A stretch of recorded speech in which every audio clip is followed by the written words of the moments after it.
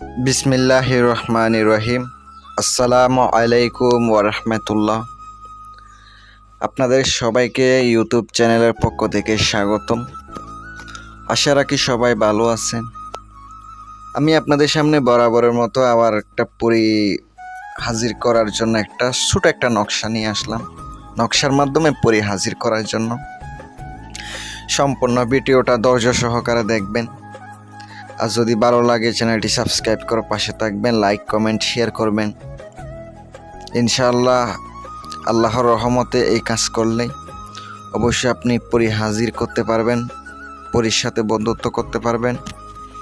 ওই পরি আপনাকে অনেকভাবে সাহায্য করবে। আপনি যদি ঋণে পড়েন, ওই ঋণ থেকে আপনি মুক্ত হইতে পারবেন। আর যদি আপনি বিভিন্ন কঠিন সমস্যার মধ্যে পড়েন, বিভিন্ন রোগ ব্যাধির মধ্যে পড়েন, সমস্যার সমাধান করতে পারবেন। সম্পূর্ণ ভালো কাজে আপনি ব্যবহার করতে পারেন, যে কোনো কাজে। আর ভিডিওতে সম্পূর্ণ দেখবেন, দেখে কাজ করবেন, অবশ্যই কাজ হবে। কারণ আপনি যদি ভিডিও সম্পূর্ণ না দেখেন, কাজ করেন, মাঝখানে টেনে টেনে দেখবেন, নিয়ম কারণ যা দিছে এগুলো শুনে কাজ করবেন, কিন্তু ভাই কাজ হবে না। এগুলোর জন্য আপনাকে একটা দিন আছে, নির্ধারণ করে নিতে হবে। ওই দিনটা নিয়ম মতো করতে হবে। ভিডিওটা একবারে স্কিপ না করে দেখবেন। যদিও গুরুত্বপূর্ণ না হয় ওইটা দেখবেন, ইনশাল্লাহ আমার পক্ষ থেকে অনুমতি থাকবে আপনার জন্য। আর যারা রুহানি শক্তির আংটি নেবেন তারাও যোগাযোগ করবেন, সাধনার আংটির জন্য যোগাযোগ করবেন। বিভিন্ন ধরনের কাজ চালানের মাধ্যমে করে থাকি। আর আপনারা সাধনা করিয়ে নিতে পারেন যারা বাহিরে আছেন। আর অবশ্যই মনোযোগ দিয়ে শুনেন। এই কাজটি করতে গেলে প্রথমত উজু গোসল করে করতে হবে। পাক পবিত্র বসা, সবসময় পাক পবিত্র অবস্থায় থাকতে হবে। এটা এমন না যে শুধু আপনি উজু উজু ছাড়া কাজ করবেন, এমন কোনো হবে না। পাক পবিত্র অবস্থায় থাকতে হবে। এগুলো হচ্ছে আধ্যাত্মিক শক্তির জিনিস। উজু অবস্থায় পাক পবিত্র অবস্থায় থাকে, তারপরে কাজ করতে হবে। এমনি এমনি শুধু কাজ করবেন, কাজ হবে না। আর এই কাজটি করতে গেলে শনিবারের দিন রাত্রেবেলা করতে হবে, অথবা মঙ্গলবারের দিন রাত্রেবেলা। সপ্তাহে 2 দিন করতে পারবেন, আর অন্য দিনগুলো করতে পারবেন না। এই কাজ করতে গেলে আপনাকে রাত 12টার পর করতে হবে। রাত 12টা থেকে 1টার ভিতরে আপনি করতে পারেন, কোনো সমস্যা হবে না। প্রত্যেক দিন একই টাইমে করতে হবে, একদিনও বাদ দেওয়া যাবে না। যদি একদিন মাঝখানে বাদ পড়ে যায়, সাধনা কিন্তু আবার শুরু করতে হবে। মনে রাখবেন, আবার শুরু করতে হবে। আর যদি এই কাজের মধ্যে আপনার অভিজ্ঞতা থাকে, আপনি যদি ভয় পান, ডর লাগে, একা একা করবেন না। আপনি আমার কাছ থেকে পরামর্শ নেবেন, অথবা আমার কাছ থেকে কাজ করিয়ে নেবেন। শুধু আপনি পাকনামি করবেন, পরবর্তীতে বিপদে পড়বেন, আমি দায়ী থাকবো না। যদি ক্ষতি হয়, আমি বা আমার চ্যানেল দায়ী থাকবো না।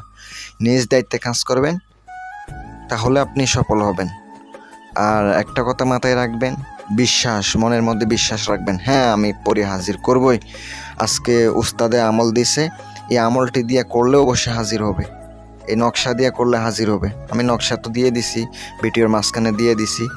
এই নকশাটি প্রথমত আপনাকে রেশমি কাপড় একদমে আনবেন, কালো কলম দ্বারা, মোটা কালো কলম দ্বারা, মার্কা কলম দ্বারা লিখিত হবে। মাত্র 3টা নকশা লিখিবেন। আর লেখার আগে অবশ্যই কলমে 11 বার দুরূদ শরীফ পরে ফুঁক দেবেন, নকশাতে 11 বার পরে ফুঁক দেবেন। এগুলা সামনে রাখবেন। রাখার পরে ওই আপনাকে জাইতুনের তেল আনতে হবে, আনার পরে রেখে দিবেন। প্রদীপ দিয়ে আপনাকে ওই তেল দিয়ে জ্বালাইতে হবে। তেল দিয়ে আপনাকে প্রদীপ জ্বালাইতে হবে। জ্বালানোর পরে যে নকশা দিছি, ওই নকশার সাথে একটা SM আছে, ইয়া মোহাম্মদ, এই নামটি আপনাকে পাঠ করতে হবে। আর এখানে ফুঁক দিতে হবে। একটা নকশাতে 1000 পাঠ করে ফুঁক দেবেন, 3টাতে 3000, 3 বার পড়তে হবে। একটাতে 1000 একবার করে, 3000 3 বার করে 3টাতে ফুঁক দেবেন।